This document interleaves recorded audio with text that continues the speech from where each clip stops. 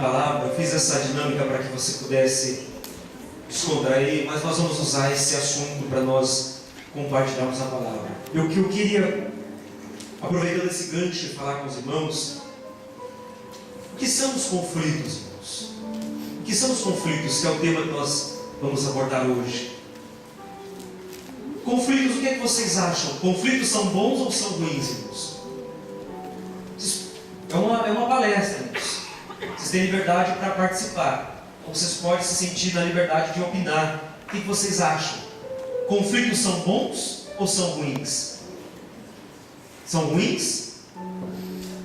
Não? São bons? Mansalmo vai na sua cabeça. São bons os conflitos, Mansalmo?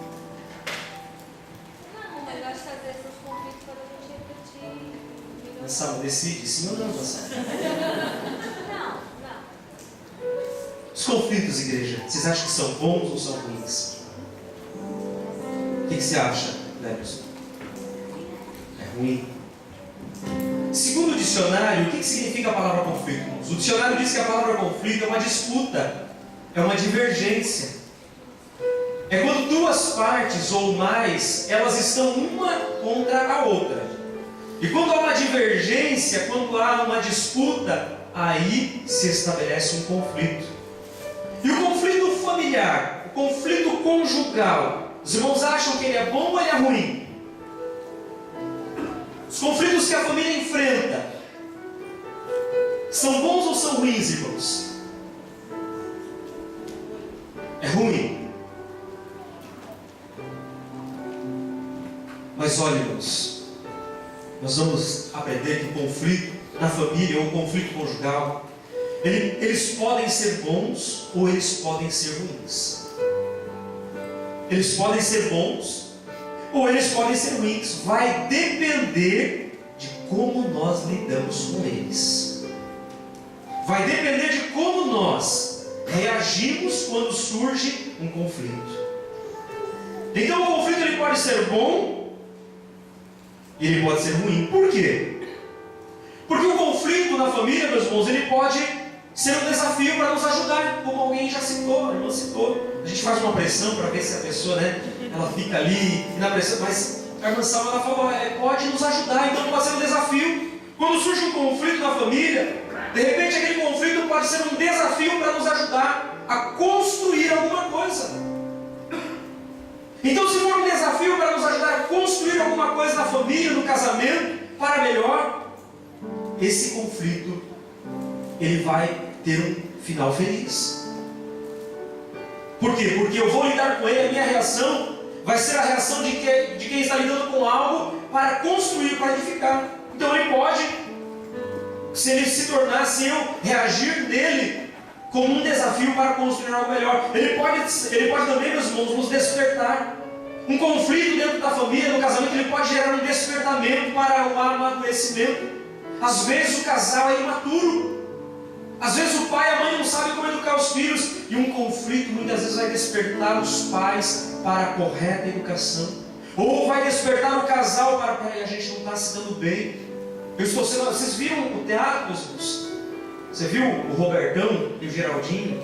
Meu Deus, que cena, né, irmãos? Que cena, olha, parabéns aos atores. Todos os atores dos teatros, fantástico, para a glória de Deus. Em tudo nós vemos Deus usando o talento deles, desses irmãos, que desde o primeiro teatro até o último, parece que foi ontem que começou, né? E hoje é o último culto. Todos eles fizeram de uma forma caprichada e viveram o personagem. E o rapaz ali nervoso com a esposa, e você fica quieto. E dava de ter, e o outro queria falar, mas a mulher falava mais alto que ele, né? Então você vê que o conflito ele existe, irmãos. Ele existe, e é verdade. Mas muitas vezes um conflito como esse ele pode gerar um despertamento para amadurecer. Quando eles percebem, olha, nós precisamos de mudança. Está tudo errado. De repente o Geraldinho levantou e disse, está tudo errado. Não, está tudo errado. Nós precisamos fazer alguma coisa. Então quando esse conflito ele gera um despertamento para amadurecer, o conflito, irmãos, ele gerou algo bom. Mas ele vai depender de como nós lidamos. Mas o conflito ele pode também ser o princípio de uma guerra. Vocês já ouviram falar do conflito da Palestina? O que é o conflito na Palestina? Os irmãos, os obreiros que estudam esse assunto. Conflito de dois irmãos, não é isso? Isaac e Ismael, os filhos de Abraão. Isaac são os descendentes, os judeus descendem de Isaac, são a terra de Israel, os judeus. E os ismaelitas são os muçulmanos, os povos árabes. E os árabes, eles lutam contra os judeus, e os judeus contra os árabes, mas eles são irmãos, filhos de um mesmo pai, de Abraão. Mas eles brigam entre si, é um conflito. E esse conflito já virou, na verdade, uma guerra que não tem fim. E na verdade é bíblico, essa guerra não vai ter fim. Vai ter um princípio de paz com o anticristo, mas essa paz vai ser uma falsa paz, porque a verdadeira paz só virá quando Jesus vier e for reconhecido por Israel. Lá nos últimos dias, nos últimos tempos, é a Bíblia que diz, então essa guerra nunca vai acabar, mas um conflito, meus irmãos, que se transformou em guerra. Então o conflito na família, ele pode levar a uma guerra também, ele pode levar a separação. A discussão de um casal, um conflito que surge, um desentendimento, ele pode levar o casal à separação, ele pode levar um filho adolescente a sair de casa, se rebelar contra o pai, a mãe pode levar um filho, muitas vezes uma filha, a entregar o seu corpo só pela rebeldia contra o pai e a mãe. Pode vir a acontecer isso. Pode levar um esposo ou uma esposa a atrair o seu cônjuge. O princípio de um conflito pode se transformar numa guerra. Vai depender de como nós lidamos com ele. Então, irmãos, tudo vai depender da nossa reação. Conflitos existem na família, em todo casamento. Conflitos existem em todos os relacionamentos. Existe conflito lá. Os nossos filhos passam conflito lá na escola, com os seus coleguinhas. Os nossos jovens passam conflitos no grupo de mocidade. Passam conflitos. Os obreiros passam conflitos no grupo de obreiros. As irmãs de geração passam conflitos no... Todo lugar onde há pessoas, vai sempre haver um conflito. E tudo vai depender de como nós reagimos. É a nossa reação que vai dizer se o conflito vai nos levar para algo bom ou para algo ruim. É como nós lidamos com ele. Mas o que gera um conflito na família? É o segundo ponto que eu quero meditar com os irmãos. O primeiro ponto, então, é o que são os conflitos. Falamos o que são os conflitos. Em segundo lugar, eu quero falar o que gera um conflito numa família. As razões, na verdade, pelas quais os conflitos surgem, elas são inúmeras.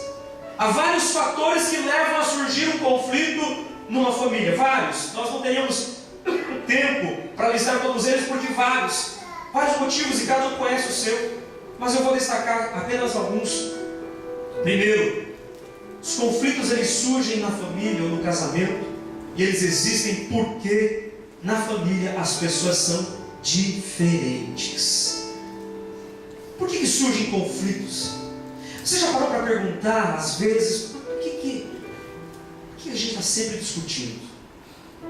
Por que a gente está sempre voltando ao mesmo ponto, mesmo assunto? Por que sempre as mesmas coisas? Mas na verdade os conflitos existem na família, seja na vida do filho, da filha, do pai, da mãe, do esposo, da esposa, porque as pessoas são diferentes. Você já reparou que o homem é diferente da mulher? Já reparou quantos homens são diferentes das mulheres e quantas mulheres são diferentes dos homens? É muito diferente, irmãos. É muito diferente. Pois é. E porque são diferentes, eles pensam como? Eles pensam iguais, irmãos? Homem pensa igual a mulher? Não pensa igual a mulher. Mulher pensa igual ao homem? Não pensa.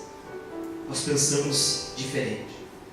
Você já reparou que dentro de uma família, 2 filhos, 2 irmãos, eles têm o mesmo sangue do pai e o mesmo sangue da mãe, mas eles pensam diferente?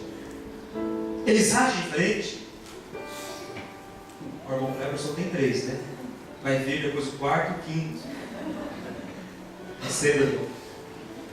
E os 3 são diferentes, né? O pequenininho chega agora, mas já dá para perceber as diferenças. Começa a desenvolver, você começa a perceber as diferenças. E na família, irmãos, onde tem 12, 13 filhos, eu venho de uma casa de 13 irmãos, tudo diferente. Tudo diferente. Quando estava todo mundo reunido nas festas de final de ano, para falar, você tinha que brigar, tinha que levantar a mão, é minha vez de falar. Porque é todo mundo irmão, não tem espaço para falar tanta gente, mulher, então falando, pessoas dentro da mesma casa, o mesmo sangue, mas as pessoas, elas são diferentes, e elas pensam diferente. Elas recebem uma mesma educação, mas elas agem diferente e pensam diferente. E porque as pessoas são diferentes dentro da mesma casa, da mesma família, irmãos, é porque existe conflito. Porque elas são diferentes, é que elas vão discordar de algumas coisas, ou da maioria das coisas. E porque elas não concordam com algumas coisas, há o que é uma divergência. E onde a divergência, nós já falamos que há o que? Há um conflito. Você quer ver uma coisa, irmãos? Que numa mesma família há discordância. Abra sua Bíblia em Números, livro de Números, no capítulo 12. Abra aí a sua Bíblia em Números, capítulo 12. Nós vamos ver que numa mesma família, 3 irmãos. Mas eles são diferentes, eles são filhos do mesmo pai, filhos da mesma mãe. Mas eles pensam diferentes. Números capítulo 12, os versículos de número 1 e 2. Você encontrou? Amém? Eu vou ler na nova tradução da linguagem de hoje, eu queria que você acompanhasse. Diz assim, Números 12, capítulo 12, versículos 1 e 2. Moisés havia casado com uma mulher da Etiópia, e Miriam e Arão, que eram irmãos de Moisés, começaram a criticá-lo por causa disso. E eles disseram: será que o Senhor tem falado somente por meio de Moisés? Será que não tem falado também por meio de nós? E o Senhor ouviu o que eles disseram. Irmãos, quem era Miriam? Miriam era a irmã mais velha. Depois vinha Arão e depois vinha Moisés. E eles eram três filhos do mesmo pai e da mesma mãe, Amram e Joquebede. Ou Amram e Joquebede. Mas os 3 irmãos, eles pensavam diferente, tanto é que eles pensavam diferente que eles, os dois, o Arão e a Miriam, eles conversam entre eles e falam: olha, mas não é possível. Não, Deus só fala, só Moisés, ele nem é o mais velho. Ele nem é o mais velho, por que Deus só fala por ele? Será que Deus também não pode falar por nós? Pensavam diferente. Eles discordavam de Moisés. Mas Deus havia chamado Moisés, o líder era Moisés.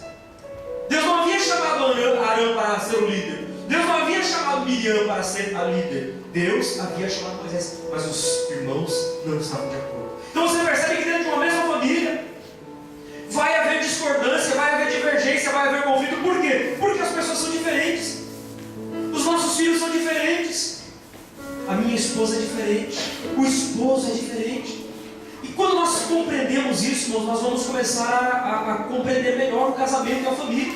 Porque uma das coisas que nós acabamos transformando em guerra, ela sai do conflito familiar, do conflito conjugal, e começa a se transformar numa guerra no casamento, e tem sido motivo de divórcio, de separação, de brigas, muitas até mesmo de agressão física, não só verbal, mas também física, porque muitas pessoas não entendem que o seu esposo, que a sua esposa é diferente. E às vezes começa, meus irmãos, a querer controlar, começa a querer levar essa pessoa do seu jeito, da sua maneira, querendo que a pessoa seja do seu jeito. Olha, o teatro mostrou um pouco disso.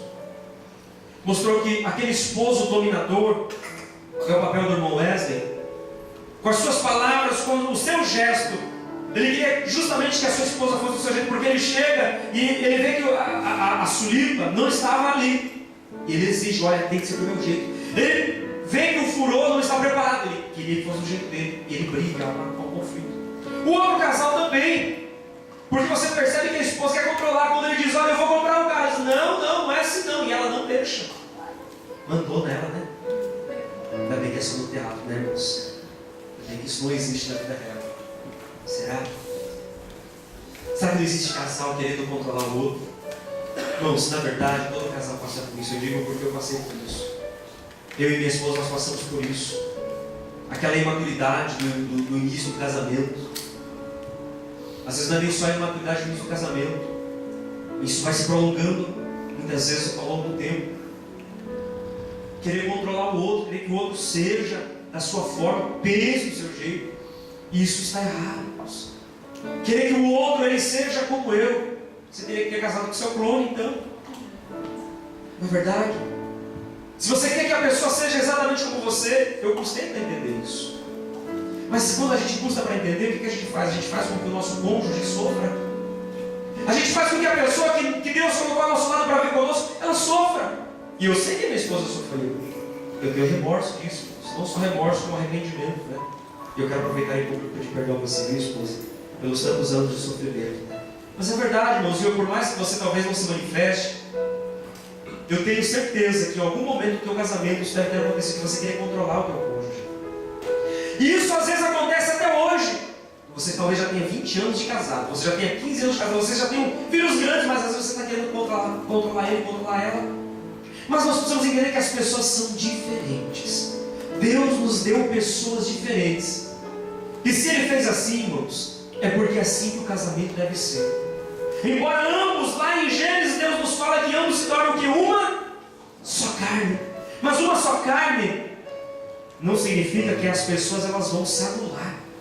Não significa que o homem vai deixar de ser o homem. Não significa que o João vai deixar de ser o João. Não significa que a Maria vai deixar de ser a Maria. Ele continua sendo João e ela continua sendo Maria, mas eles são dois em um. Mas são dois. Ele é João e ela é Maria. E ele tem um jeito e ela tem outro. E é preciso que haja respeito. Porque muitos dos conflitos, nós estamos nesse tópico, irmãos. O que gera conflito na família? O que gera conflito? Olha, uma das grandes causas, existem inúmeras, mas eu anotei somente 3. Uma das grandes causas é essa: nós não conseguimos compreender que a pessoa que está ao nosso lado é diferente. Às vezes nós não conseguimos compreender que os nossos filhos são diferentes.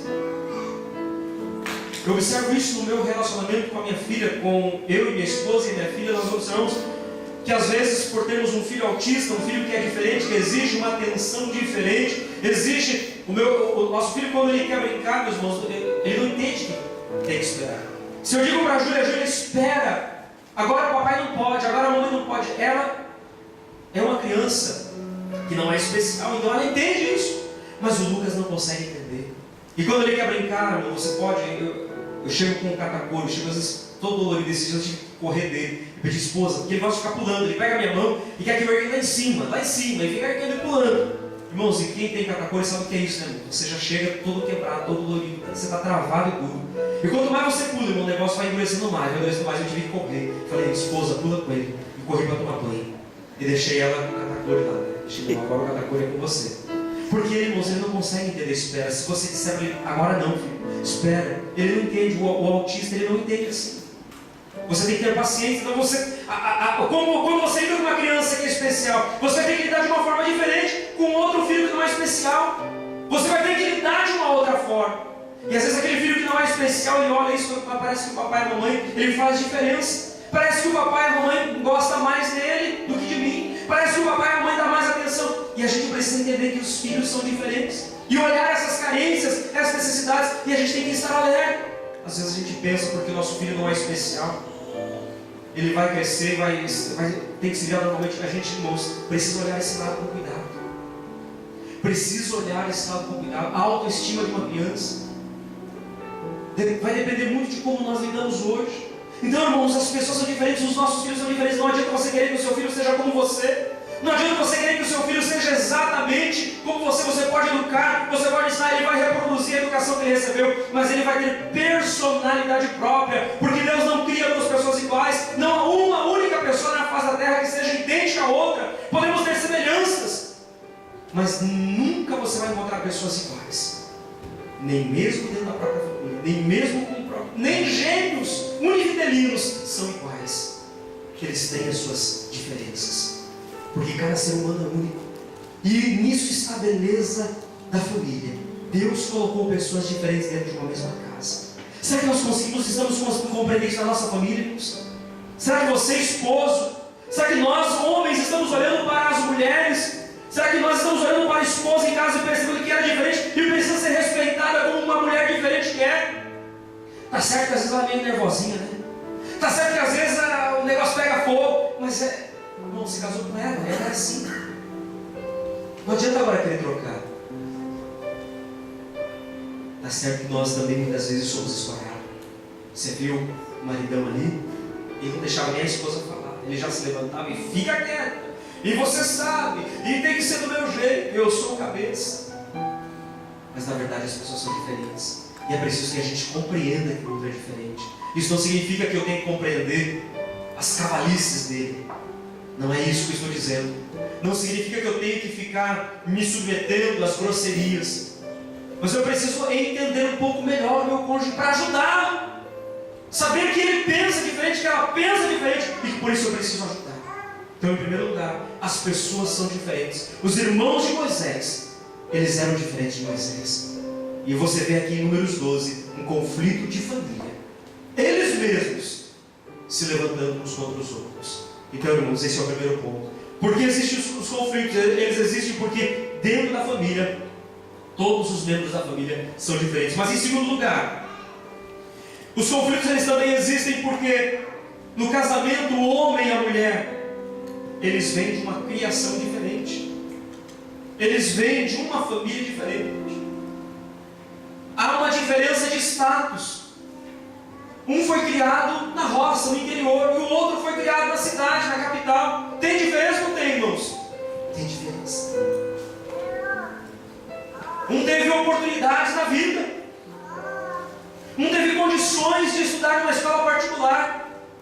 O outro, ele estudou numa escola pública. Ou talvez não teve nem mesmo oportunidade para estudar. Um cresceu com o pai, com a mãe, patrocinando tudo. Dando tudo do bom e do melhor. E ele cresceu assim. Muitas vezes o outro, ele teve que ajudar em casa desde pequeno. Talvez teve que trabalhar cedo para poder levar alimento para casa. Talvez teve que ficar cuidando da casa para os pais poderem trabalhar. Talvez houve separação lá na família e aquela pessoa ficou responsável. São lares desajustados. Então, por que os conflitos existem? Existem porque as pessoas vêm de um lar diferente. Você não veio do mesmo lar da tua esposa, homem. Esposa, você não veio do mesmo lar da mesma família do seu esposo. São criações diferentes. Vocês tiveram oportunidades diferentes. Vocês tiveram meios de convivência diferentes. A tua infância foi diferente da infância do seu esposo, da sua esposa. Isso faz uma diferença. Isso tem que ser pensado. Quantas famílias desajustadas nós encontramos? Porque um não consegue compreender que o outro foi criado de um jeito diferente. Eu também sofri isso. E fiz minha esposa sofrer. Porque, irmãos, eu fui criado dentro da igreja, minha esposa também. Mas eu sendo filho de um dirigente de igreja, e a minha esposa não. Então eu venho de uma criação com uma visão. A minha esposa veio de uma outra criação com uma outra visão. A gente se ama. A gente está apaixonado. Eu vou lá no jardim, arranco uma rosa, vou para ela e quero me casar com ela. E a gente se casa. Mas nós somos de criações diferentes. E porque nós tivemos uma educação diferente, tivemos status diferente, tivemos uma infância diferente, tivemos oportunidades diferentes, vivemos momentos diferentes, as nossas reações lá na família também vão ser diferentes. E aí vai haver conflito, aí vai haver dificuldades, e esse conflito pode se transformar numa guerra. Você já parou para perceber como que a tua esposa, irmão, ela cresceu, como que ela teve a sua infância? Você já parou, esposo, para perceber de onde a sua esposa veio, da criação que ela teve? Olha, no mesmo caso que nós vimos aqui de Moisés, vou usar o mesmo exemplo de Moisés. Queria que você abrisse a sua Bíblia lá em Êxodo, capítulo 2. Livro de Êxodo, o segundo livro da Bíblia. No capítulo 2, no versículo 10. E um outro irmão ou uma outra irmã abrisse a sua Bíblia em Atos dos Apóstolos, capítulo 7, versículo 22. Atos, capítulo 7, versículo 22. Primeiro vamos ler Êxodo, capítulo 2. E o versículo número 10. E depois nós vamos ler Atos, capítulo 7 e o versículo 22. Quem encontrou Êxodo 12 e 10, pode ler, por favor? Sendo o menino já grande, ela o trouxe à filha de Faraó, a qual o adotou, e chamou seu nome Moisés e disse: porque das águas o tenho tirado. Muito bem, Êxodo 2, 10. Agora quem pode ler para nós? O capítulo de número 7, versículo 22 do livro de Atos dos Apóstolos.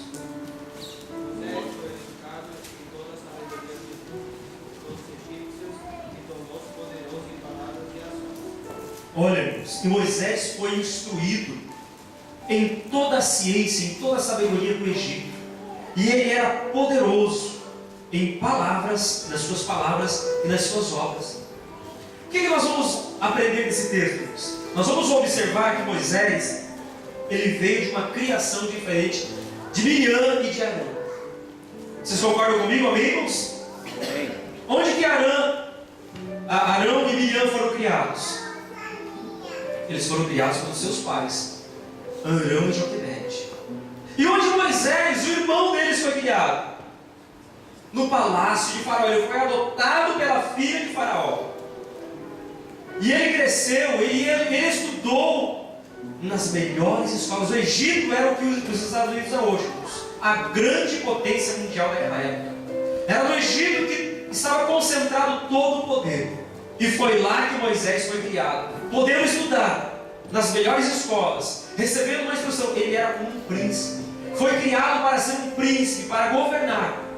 Então, meus irmãos, imagina a diferença. Miriam e Arão, eles receberam uma instrução simples, porque enquanto Moisés estava no palácio, eles viam os seus pais, os seus amigos trabalhando como escravos lá no Egito, porque era assim que eles eram. Mas e Moisés? Moisés estava no palácio. Moisés, na sua adolescência, estudou. Moisés, na sua juventude, aprendeu geometria, aritmética, o conhecimento das estrelas, dos astros. Ele aprendeu os melhores estudos da época. Ele tinha conhecimento, ele era poderoso em obras e em palavras, porque ele teve oportunidade. Você vê a diferença de oportunidade? Um teve uma boa oportunidade e estudou, teve uma criação diferente. O outro foi mais simples. Então você percebe que vai haver diferença nas atitudes da vida? Você percebe que as reações vão ser diferentes? Por quê? Porque a gente vem de uma criação diferente. Então, irmãos, nós vamos observar que existe conflito na família, porque o esposo, ele vem de uma criação diferente. A esposa também vem de um lar diferente. Talvez você foi criado num lar evangélico, a sua esposa ou o seu esposo, ele vem de uma religião budista, ou vem do catolicismo romano. E agora vocês estão tentando servir ao Senhor, mas muito daquilo que vocês aprenderam lá no catolicismo, lá no budismo, lá nas outras coisas, ainda estão lá. E às vezes está se manifestando na hora dos conflitos, das dificuldades, porque a criação foi diferente, o que ele viveu, o que ela viveu é diferente. Mas há também, meus irmãos, diferença no afeto recebido. Não é só porque um recebeu, teve mais oportunidades, não é porque um foi criado na roça e outro na cidade. Há também a diferença no afeto recebido. Talvez você recebeu dos seus pais afeto, carinho, amor, respeito. Talvez você, quando criança, você foi tratado com incentivo. Talvez o teu pai, quando criança, dizia para você: filho, filha, papai te ama. Filho, filha, você vai ser um homem grande, você vai ser um campeão. Talvez quando pequeno você ouviu dos teus pais palavras de incentivo. Talvez você recebeu o abraço dos teus pais. Você recebeu carinho. Você foi bem tratado na infância. Mas talvez a pessoa com quem você vive, talvez ele não recebeu isso. Talvez ele cresceu ouvindo que ele não seria nada na vida. Talvez você, irmã, ouviu dos seus pais que você seria uma prostituta. Porque alguns pais, eu já ouvi isso, de algumas mulheres falarem: meu pai dizia isso, a minha mãe dizia: você não vai ser nada na vida, você vai ser uma mulher qualquer, você vai ser uma mulher da vida. Talvez foi isso que você cresceu ouvindo. Talvez você ouviu o seu pai dizer a você: você nunca vai ser um homem de verdade, porque você é mole, você é um banana, como a esposa da peça disse, né? Você é um banana. Então veja que há uma diferença no afeto recebido.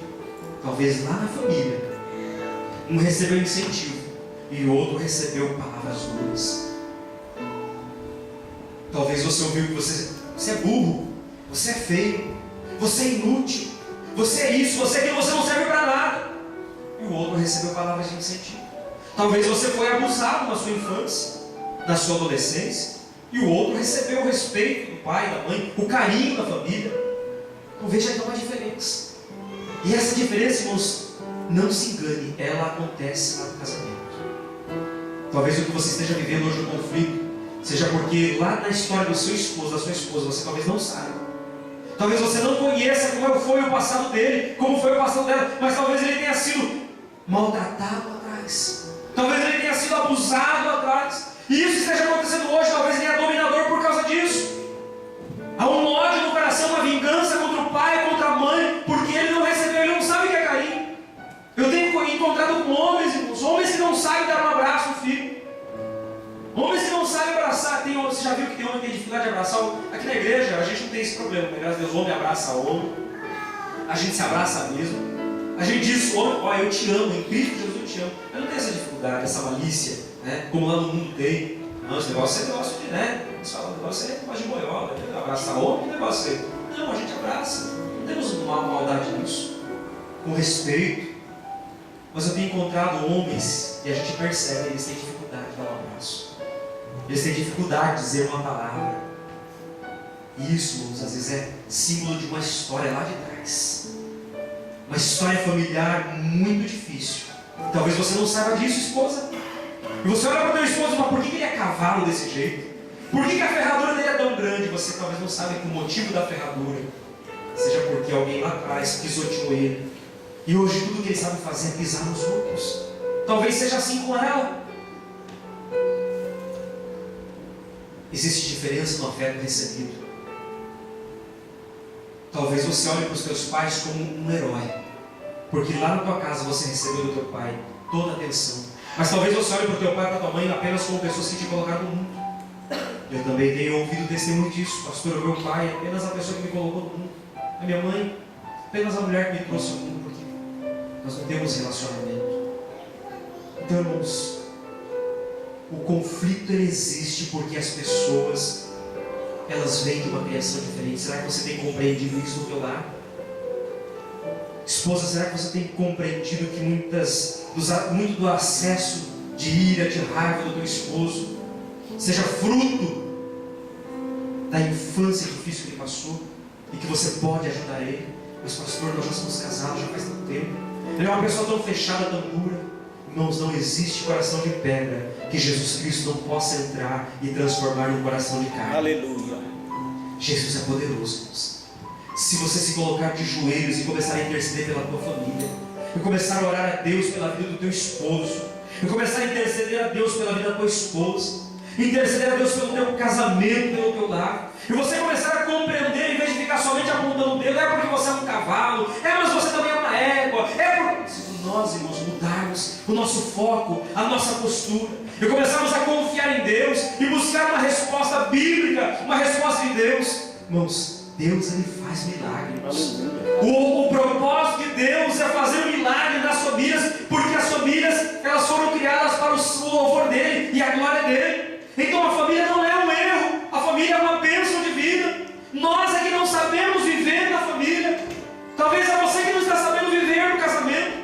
Talvez é você que não está sabendo viver com a tua esposa. Talvez é você que não está sabendo viver tudo que você vive é conflito. Às vezes a gente pensa, não dá. Talvez tudo que você está pensando aí, você não dá, eu desisti, vou abandonar.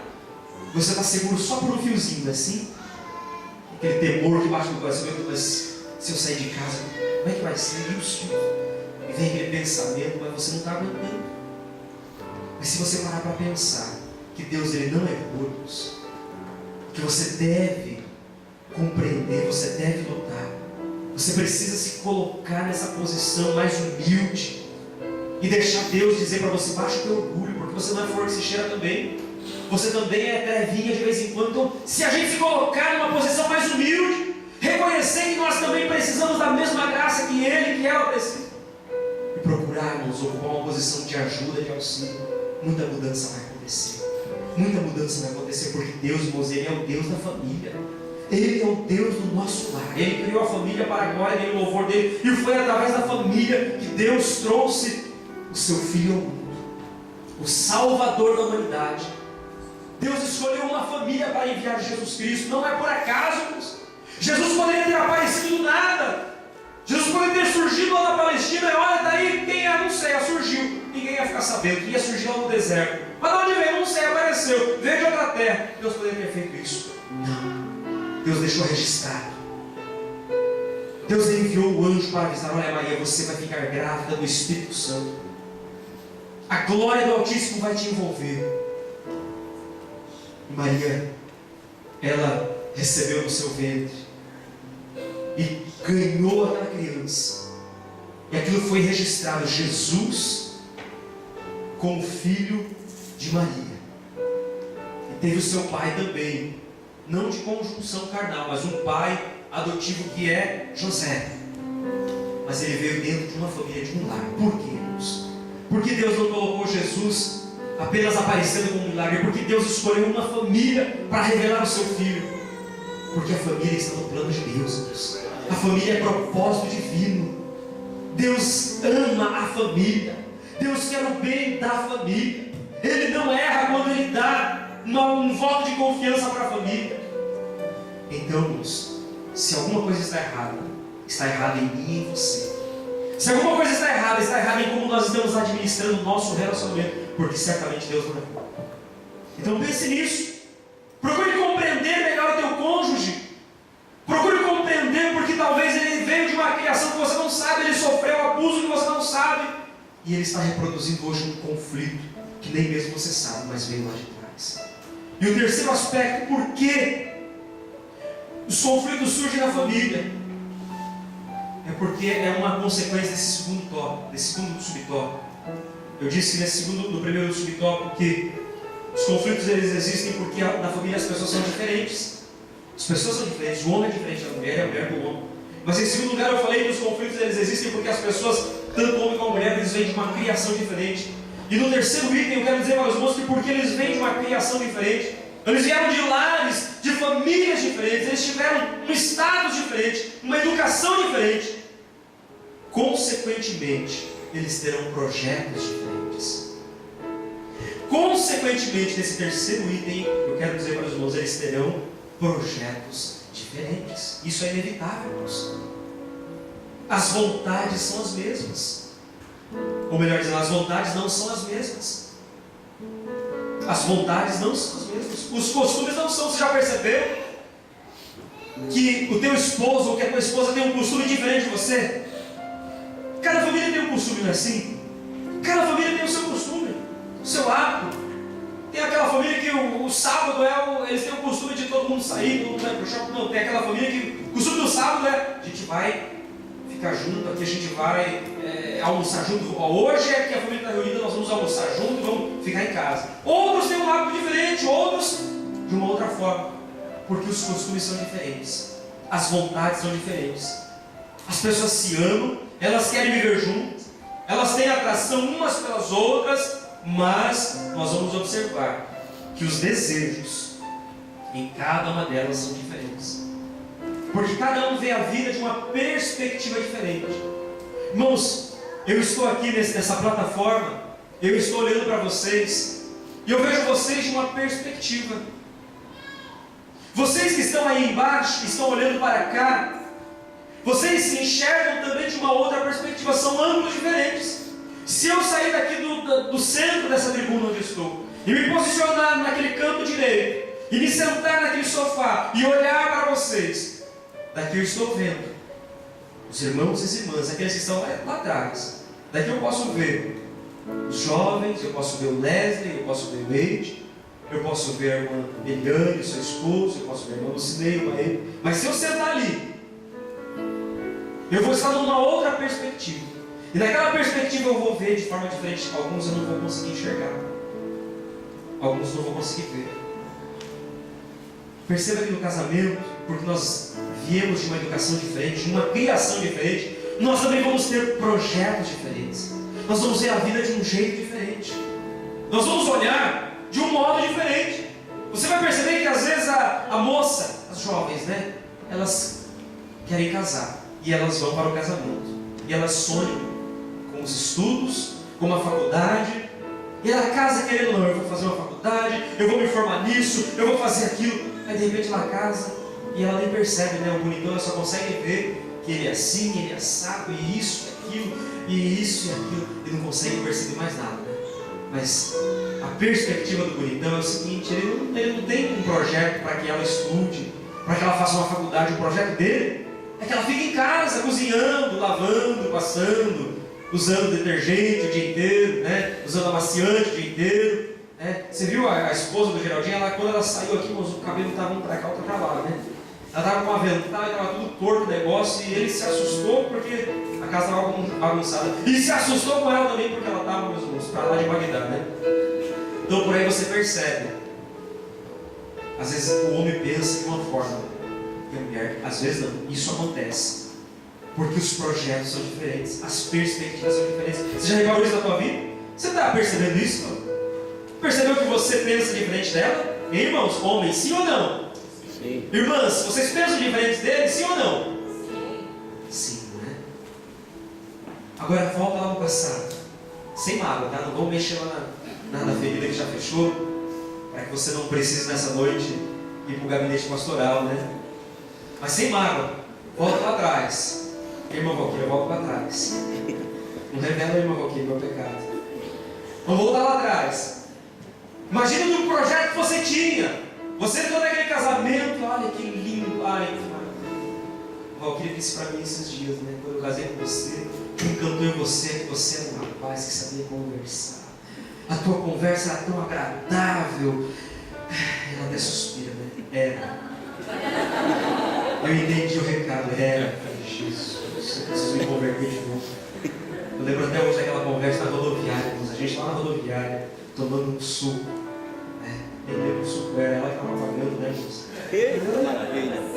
Irmãos, eu estou pregando aquilo que eu vivi, viu, irmãos? Eu vim da roça, vim da simplicidade. E ela, né? Ela foi patrocinada pelos pais, né? E eu nem lembro, mas eu lembro daquela rodoviária, ela sentada lá, esperando o ônibus, né? E aquela conversa, né, amor? Lembra, né, daquele dia, né, amor? Aquela conversa, ela dizendo para mim, olha, tua conversa, eu percebi o verbo, a maneira como ela usou o verbo, era agradável, era encantador. Eu falei, Jesus, eu preciso voltar. Irmãos, lá no passado, você lembra como que era? Quando você estava conhecendo ele, quando você estava conhecendo ela. Tem coisa que a gente não percebia, né? Só foi descobrir no casamento. Eu já ouvi alguém dizer, pastor, se eu tivesse visto esse homem, não tinha casado. Se eu tivesse visto que o negócio era uma bomba relógio e que ia estourar na minha mão 5 anos depois, se eu pudesse. Pois é, não dá, né? Mas a bomba não vai estourar não, viu? Jesus, ele é especialista em bomba, ele desarma. Aí ele faz um milagre maravilhoso. Aleluia. Jesus, irmãos, ele é um grande homem, irmãos, que cuida de nós e cuida da família. Se nós confiarmos e crermos, se nós nos entregarmos e deixarmos ele trabalhar. Mas lá atrás, irmãos, quando a gente começou o relacionamento, tudo era. E a gente não percebia algumas coisas dele, dela, você não percebia.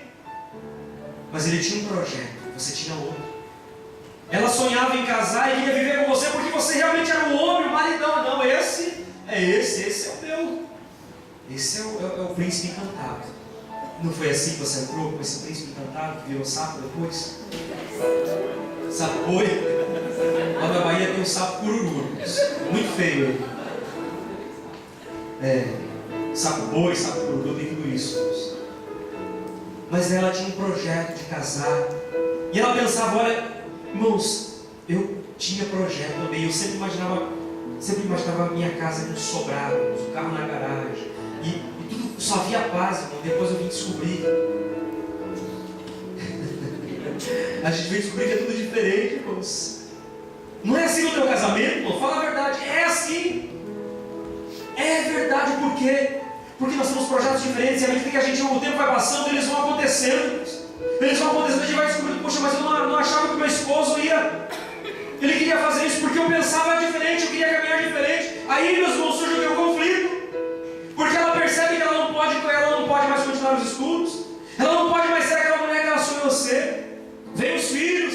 E ela parece que vem os sonhos cada vez mais sendo enterrados. E ele também pensa, puxa, eu queria uma esposa e quando eu chegasse em casa eu encontrasse, né? O que aquele marido desempenhou aqui? A casa não tinha meia de ontem. Você já chegou na casa assim? Com certeza que em algum momento da sua vida chegou, né? Tem meia pendurada no teto, né? Você vai pisar, tem que desviar porque o arroz está caindo no chão. A criança comeu, derrubou o arroz. Isso acontece. E às vezes o homem também está frustrado. Está frustrado porque a gente vê que os nossos projetos eram diferentes. Irmãos, na questão financeira, Um pensa em guardar uma parte do salário, o outro pensa, não, vamos comprar, vamos gastar. Aí surgiu um novo iPhone, não, preciso trocar meu iPhone, eu vou comprar um iPhone novo. E vai comprar um iPhone novo. Não, mas agora a moda no Brasil é o salto 59 centímetros. E vamos usar salto 59 centímetros. É moda. Estou exagerando, estou aqui para você acordar, né? Estou vendo um olhinho fechando ali. Estou quase dizendo o nome, né? Mas às vezes a perspectiva é diferente quando a questão financeira. Às vezes um pensa assim, eu vou guardar uma parte do salário porque se surgiu uma emergência, a gente tem. O outro pensa, não, vamos comprar, estou precisando de um vestido, estou precisando, olha, você já reparou que eu não tenho? Eu tenho esse, mas não tenho aquele. Você vai olhar e você fala, mas irmã, minha querida, olha para o seu guarda-roupa, está despencando de tanta... Não, mas eu não tenho esse, combina com esse. Aí tem que ir lá no Shimabura, né? Fala, filho. Fala, Jesus, aí, só a revelação. Não é sempre assim, sempre está faltando uma peça. Aí ele pensa, mas olha, eu queria guardar, porque surgiu uma emergência, se surgir a gravidez, a gente vai ter que pagar o parque aí. Não, a prefeitura paga, né? Você vai ser... A prefeitura dá de um lado e tira do outro, né? Irmãos, surge conflito, porque os projetos são diferentes. Um quer fazer de uma maneira e ele pensa, olha, eu vou chegar em casa e nesse ano de 2014 eu vou projetar, não vamos fazer assim. Aí o ano de 2014 começa a chegar, vem, começa a passar, a gente vê que não está acontecendo, porque às vezes a esposa ela está projetando diferente. Ela também pensa, olha, eu quero fazer na casa assim, na família assim, e percebe que está tudo diferente. Irmãos, é conflito. E esse conflito ele pode se transformar numa guerra. Aquilo que eu falei da Palestina, irmãos, hoje já não é mais conflito, é uma guerra. Foi conflito no início, hoje já é uma guerra. Então, irmãos, vejamos as três coisas que causam.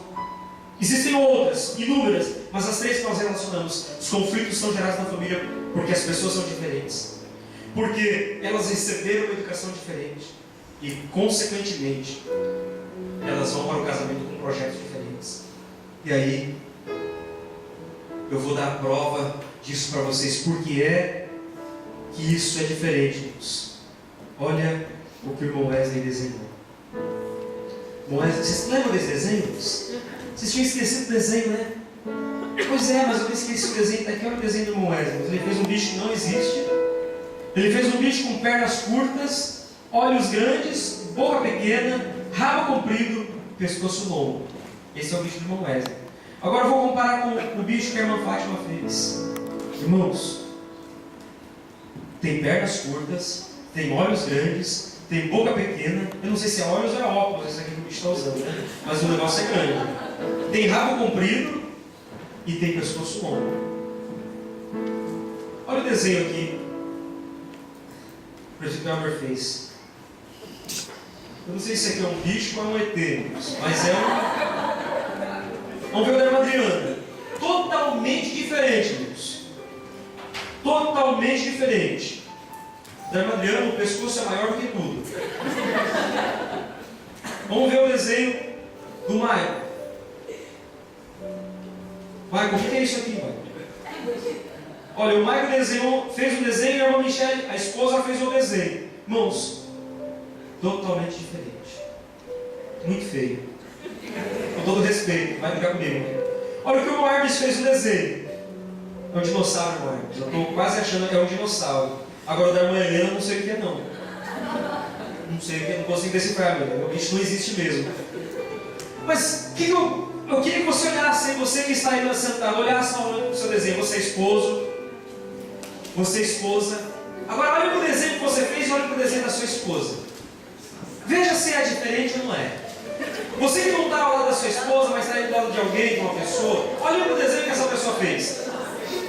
Veja se é diferente. Você vai se surpreender, porque o negócio é feio, não é? O bicho não existe, irmãos. Mas está aí nesse papel. Olha isso, coisa linda. É feio, ô Cíntia? É feio, né? Parece uma galinha. Mas não é galinha, né, irmãos? Vocês perceberam? Não é feio o negócio? Hein, Martins? É, não é? Minha irmã, irmão Fernando e irmã Tatiana. É diferente ou não é? Agora eu queria que vocês prestassem atenção numa coisa. A ordem não foi a mesma? Qual foi a ordem? Faça um desenho, mas ele tem que ter o quê? pernas curtas, olhos grandes, boca pequena, rabo comprido, pescoço longo. Todo mundo fez com perna curta, com olho grande, com boca pequena, com rabo comprido, com pescoço longo. Todo mundo. Mas saiu um desenho igual ao outro? Não. O esposo fez igual à esposa? E eu vi que tinha gente olhando. Lembra que eu disse, ó, não olhe. Mas aí quando você diz não, aí que a pessoa olha. Eu vi, não vou revelar, mas eu vi um homem olhando para o desenho da esposa. O rabão dele só assim, só para ver que ela ia desenhar. E dando uma risadinha ainda. Estava feio, né? Depois eu conto quem é para vocês se acertarem em casa. Irmãos, todos receberam a mesma ordem. E nenhum desenho é igual. João Miguel, seu desenho é igual à sua esposa? Não, né? É feio, né? Vocês estão vendo? Mas olha, irmãos, a mesma ordem, o desenho é diferente. O que a gente aprende com isso? As pessoas são diferentes. Aqui está a prova. Fizemos um desenho, você fez um desenho. Todos receberam uma ordem igual. Todos, o esposo e a esposa. Mas todos fizeram um desenho diferente. E um mais feio que o outro. Porque o bicho não existe. Aí é justamente essa intenção. Agora, irmãos, o que nós podemos aprender com isso? Que o casal, por mais que ele receba uma mesma ordem, por mais que eles estão juntos tentando construir aquela família, vai acontecer diferença, vai acontecer conflito. Então, pastor, se é verdade, o que nós devemos fazer? E quando o conflito ele acontece, ele chega no lar, ele não está nos edificando, ele não está sendo para o bem, eu vou encerrar aqui no terceiro e último ponto. O primeiro é o que são os conflitos, o segundo é como os conflitos são gerados na família, o que gera conflito na família, e o terceiro é quando o conflito chega e ele começa a se transformar em guerra. O que fazer?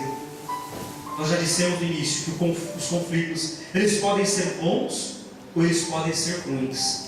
Vai depender de como nós lidamos com eles. Vai depender de como você está reagindo a este conflito. Você sabe qual é o conflito lá na tua casa. Você sabe qual é o problema lá na tua família. Como que você está reagindo? Como que você está lidando com esse problema? Mas e quando esse conflito ele vai se tornando crônico? Quando ele se transforma como um câncer, ele começa a tomar proporções maiores, e de repente você vai perceber que está perdendo o controle.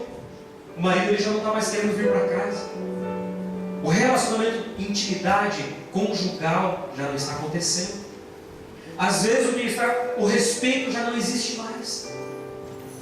Quando isso está se tornando câncer, e que a gente percebe, meu Deus, o que fazer agora? A única maneira de curar a doença, irmãos, é aplicando remédio. A única maneira que se cura um problema, a doença, é aplicando remédio.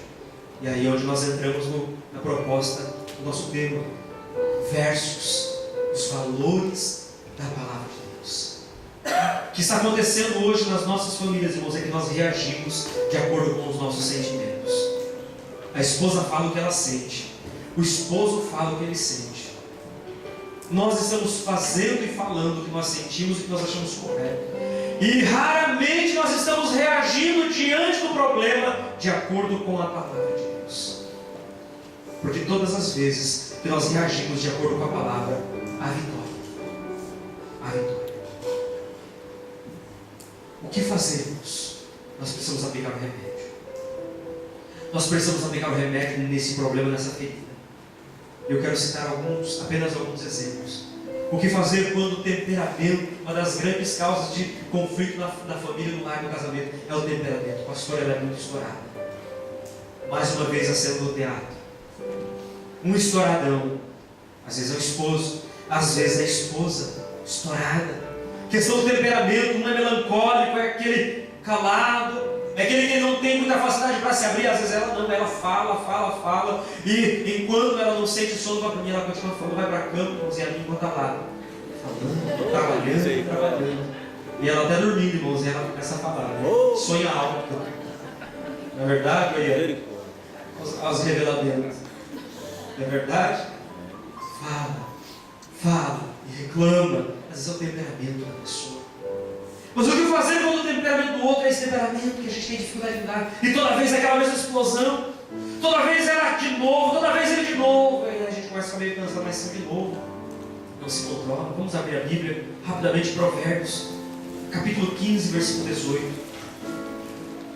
Provérbios 15, versículo 18. Quem pode ler para nós? Provérbios 15, versículo 18. O que fazer quando o temperamento da esposa, ou do esposo, ou do filho, ou da filha, é um temperamento que está ficando difícil de suportar? E o temperamento tem causado muitos problemas no relacionamento conjugal. O que fazemos? Quem achou o Provérbios 15, 18? O homem iracundo suscita contenda, mas o longânimo apazigua a luta. Olha, nós podemos aqui, quando fala homem, nós podemos, irmãos, entender que a palavra homem aqui não é somente o homem no sentido sexo masculino, mas é homem no sentido de pessoa, de ser humano. Então pode ser o homem ou a mulher. Então, irmão, você pode entender aqui como a pessoa iracunda, aquela pessoa nervosa, raivosa, que se ira com facilidade. O que acontece? O irmão Michael leu, ela suscita contenda, ou seja, está sempre levantando briga. Isso é uma pessoa de temperamento, meus irmãos, explosivo. Ela sempre está provocando uma nova briga, uma nova discussão. Tudo se torna motivo para discussão. E o homem fica, mas de novo, a TPM não acabou a semana passada, mas está de novo TPM, meu Deus, é 4 semanas de TPM, depois mais uma semana seguinte. Não, às vezes é o temperamento da mulher que é assim, do homem que é assim. E essa pessoa iracunda, essa pessoa que se ira com facilidade, o que acontece com ela? Ela está sempre, meus irmãos, levantando uma briga, uma contenda. Mas a resposta aqui diz que o quê? Completa, irmão Maicon, o que você leu aí? Qual que é a resposta? Olha, irmãos, que palavra importante para nós. O que é o longânimo, irmãos? Aquele que tem o ânimo, o quê? Aquele que tem o ânimo longo. Longânimo é isso, que tem o ânimo longo. É aquele que tem, irmãos, longo, o ânimo. Ou seja, fala daquela facilidade. Ele não vou esquentar, eu sei, eu já conheço a peça, né? Então eu vou ter mais um pouquinho de paciência. Veja o que é a pessoa longânima, que é a pessoa paciente, a pessoa que não revida na mesma moeda. Porque, irmãos, dá vontade de revidar na mesma moeda, não dá vontade? Na hora que ela começa a falar, que ele começa a falar, que o negócio começa a pegar fogo. Mas eu vou pegar agora e jogar gasolina. É para explodir? Então vamos explodir junto. Irmão, o que acontece nessa hora? Aí, irmão, os vizinhos ficam sabendo, todo mundo fica escutando, os filhos acordam, todo mundo vê, e o negócio fica ruim. Mas o longânimo, aquela pessoa que começa, ainda que você tenha que ficar mordendo as unhas, né?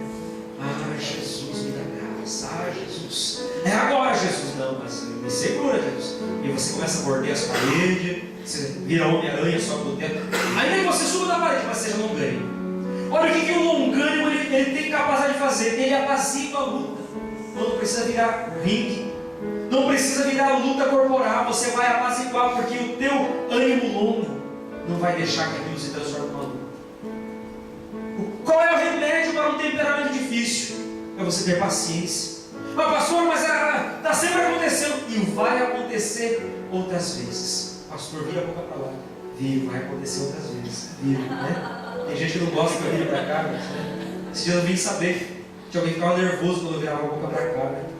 Mas eu vi, irmão, não tem jeito. É a vida, irmão. Não sou eu que estou dizendo. É a vida que é assim. Vai acontecer, porque onde existem pessoas vai ter problemas. Mas é como nós lidamos, é como nós reagimos. Eu pergunto, você está sendo longânimo? É difícil, não é, irmãos? É difícil. É difícil você, naquele momento, ter calma e paciência. É difícil naquele momento você se controlar, dá vontade de chutar mesmo e colocar tudo a perder. Mas não é esse. Se você quer ter vitória para a tua vida, para a tua família, e principalmente vitória para com Deus, irmãos. Nós queremos ter vitória para com Deus. Eu preciso reagir de acordo com a palavra. E a palavra não me autoriza a devolver na mesma moeda. A palavra não me autoriza a bater de frente, ainda que o temperamento seja difícil. Não é fácil, você. Mas se fosse para ser fácil, você não seria cristão. Deus não teria dado o único filho dele para morrer na cruz do Calvário, para morrer por mim, por você e por salvar. É com dificuldade. Deus nos chamou para sermos servos do Altíssimo. E é difícil mesmo se controlar, mas esse é o caminho. A palavra de Deus não veio para facilitar a nossa vida, veio para nos corrigir e nos levar ao caminho certo. Não pense que haverá moleza para nós. Não haverá moleza. Seguir a Cristo é com dor, é com dificuldade, mas esse é o caminho da vitória. Onde nós vamos encontrar paz para a família, quando os valores da palavra de Deus forem aplicados no nosso lar. Então não reage na mesma moeda. Para um temperamento difícil, você precisa ser longânimo. O que mais nós podemos aprender? Provérbios 19:11, ainda ensinando o temperamento. Provérbios 19:11. Quem achou? Olha que texto rico, irmãos. Provérbios 19:11. O entendimento do homem retém a sua ira, e sua glória é passar sobre a transgressão. Olha, irmãos, que coisa linda. A pessoa sensata controla o seu gênio, e a sua grandeza é perdoar quem a ofende. A minha Bíblia diz assim também: a sabedoria do homem lhe dá paciência, a sua glória está em esquecer ofensas. Olha qual é o remédio para um temperamento explosivo na família: é esquecer a ofensa, é ter sabedoria. Pastor, eu não consigo. Se você não está conseguindo, tenta de novo, irmão. Pastor, eu tenho falhado nessa área, porque quando o temperamento da minha esposa, do meu esposo explode, eu também explodo junto, pastor.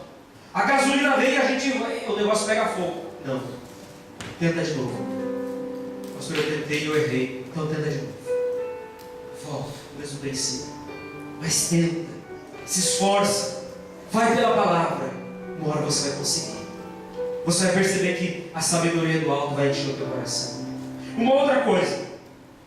Quando não é somente o temperamento, mas quando as palavras são pesadas, geralmente acontece isso na hora da explosão. Aquelas palavras, porque você jogou um sapato na minha cara, você fez isso comigo, você lembra das palavras? E aquelas palavras ficam lá no coração. De repente elas saem para fora, palavras que magoam, machucam. O que fazer quando as palavras são pesadas? Palavras que ferem, que ofendem. Provérbios 26, versículo 20, vamos ler, vamos rapidamente, nós estamos encerrando, mas esses textos são importantes para nós. O que fazer? Provérbios 26, versículo 20, quem pode ler para nós? Sem lenha o fogo se apagará, e não havendo maldizente cessará a contenda. Olha, irmãos, que interessante, Provérbios 26, 20. Sem lenha o fogo faz o quê? Se apagará. E sem mexericos, ou seja, sem provocação, a briga se acaba. Você percebeu o que fazer quando as palavras, aquelas palavras que ferem, que machucam, aí a gente começa a revidar. Não, agora você vai ver. Eu tenho aqui na minha manga, ó, escondido agora. E a gente começa a querer revidar. Irmãos, sem lenha, não adianta querer colocar lenha na fogueira. Apaga o fogo. Apaga o fogo. Deixa que esse fogo seja, não abasteça ele com lenha. Porque quanto menos você provocar, quanto menos você ali der a permissão que aquilo continue, irmãos, a coisa vai acabar logo. A coisa vai acabar logo. Então não ponha lenha. Vá com calma. Veja Salmo, vamos ler o livro de Salmos 19, versículo 14. Salmos de número 19. Quem achou? Salmos 19, verso 14.